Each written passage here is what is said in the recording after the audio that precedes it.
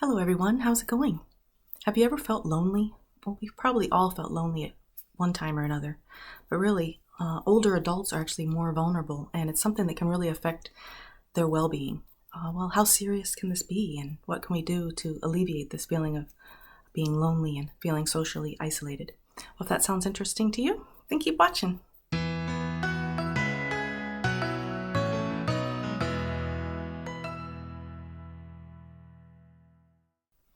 Now, it's true, we all need some alone time, some of us more than others. So there is a difference between feeling or being alone and being lonely. When we're lonely, it can feel draining, distracting, upsetting. If we have desired solitude, it actually can feel very peaceful to us. It can make us feel creative, and it can be restorative for us. Now, we all need social connections in order to really thrive, yet more than 1/3 of adults age 45 or older actually feel lonely.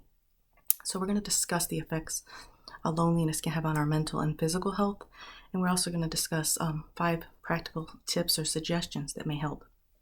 Well, what are some of these negative effects on our physical health?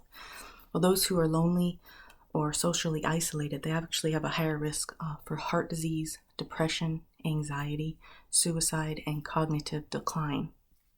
Studies actually suggest a 50% increased risk of dementia for those who are socially isolated.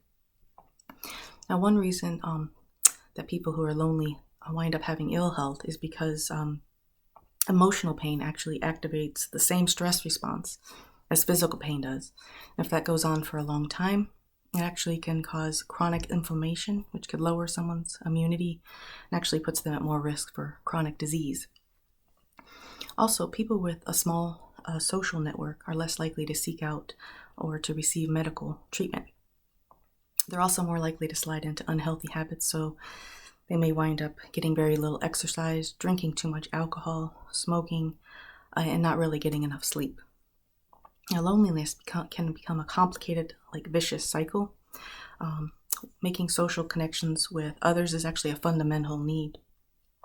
But when someone's been lonely for a long time, they actually start feeling threatened, and they actually can become distrustful and paranoid of others, which can cause them to actually retreat even more from people.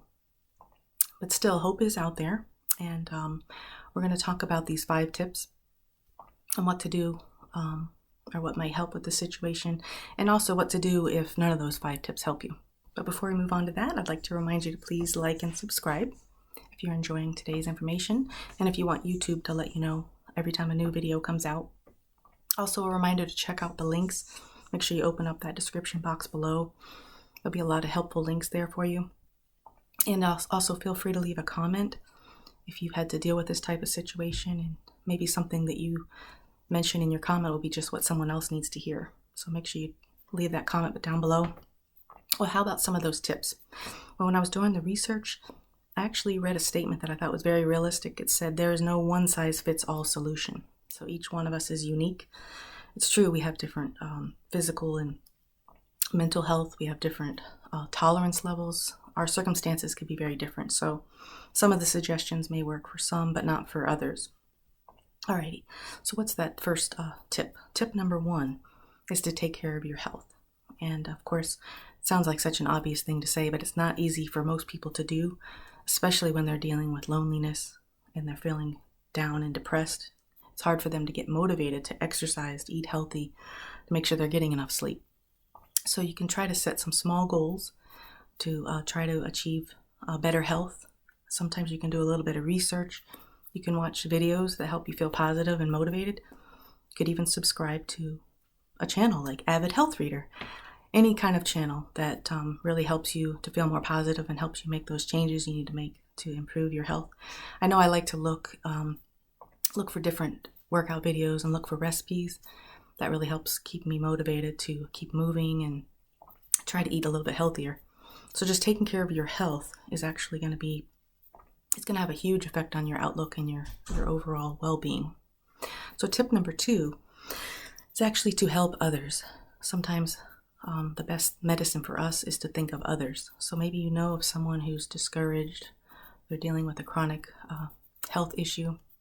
Perhaps you could send them a card, maybe send them a text, an email, or even make a phone call for them to cheer them up a little bit.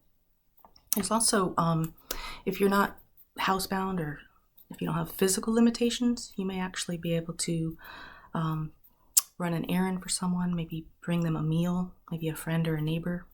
There's also different volunteer things that need to be done in your community. You can definitely get involved with that. Many people find that to be very fulfilling. It really helps them with their mental health. So tip number 3 would be to join a group or a club. And this can be beneficial because you can actually interact with people who have similar interests than you, as you. They also can, you can maybe even collaborate on a project together. And now to give you some ideas, I'm going to leave a link below to the Eldercare Locator. I'm going to leave their website and their phone number down there in the description box. But if you go to their website and put in your zip code, it actually can give you the information so that you can find local social service agencies, community, and senior centers. Now, if that's a little bit hard for you to do that searching, you can ask a friend or a relative to look up those resources for you. Or if that's not possible, you may be able to, next time you go to your healthcare provider, ask them for a listing of local resources. They could give you a printout. So number 4 is to keep in touch with family and friends. Now, sometimes we get out of touch with them, but we can make a special effort to reconnect. Even if they're far away, we can actually schedule a video chat. We can email them, text them, make phone calls. Now, if you're not familiar with communication technology, you can ask someone to try to help you learn how to use these tools gradually. If you don't have somebody nearby that can help you, you may be able to sign up for a class at a senior center or a local library, because learning how to use these tools can really help you to stay connected. Now, tip number 5 is you may consider adopting a pet. Now, like I mentioned before, not all these tips are going to work for everyone. Some people really enjoy having that responsibility, gives them a purpose, gives them comfort and companionship. But you want to consider your health and your finances, because this could actually prove to be more of a burden than a help. Something to really seriously think about, but it's something that does work for some people. Now, let's say none of these 5 tips work for you. Well, what then? Well, at this point, it might be best for you to reach out to your doctor. They can actually direct you to possibly getting some therapy or counseling. A lot of people have benefited from cognitive behavioral therapy, especially if you've been lonely for a long time. It might be good. It can help you with negative thoughts you may have on how others perceive you, so that you'll be able to reach out to others in a lot better way. If you're stuck at home a lot, it's hard for you to get out, you could actually try virtual counseling. If that doesn't work for one reason or another, maybe it's too expensive.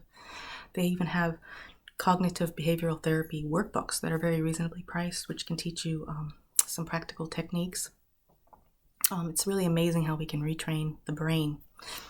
And also, I even found a simple seven-step system. It can actually teach you how to eliminate depression. I'm going to leave the links for all those down below, so make sure you check those out.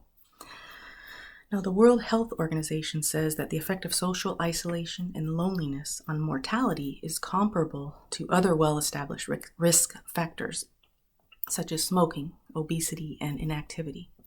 So this is increasingly becoming more recognized as a priority public health problem.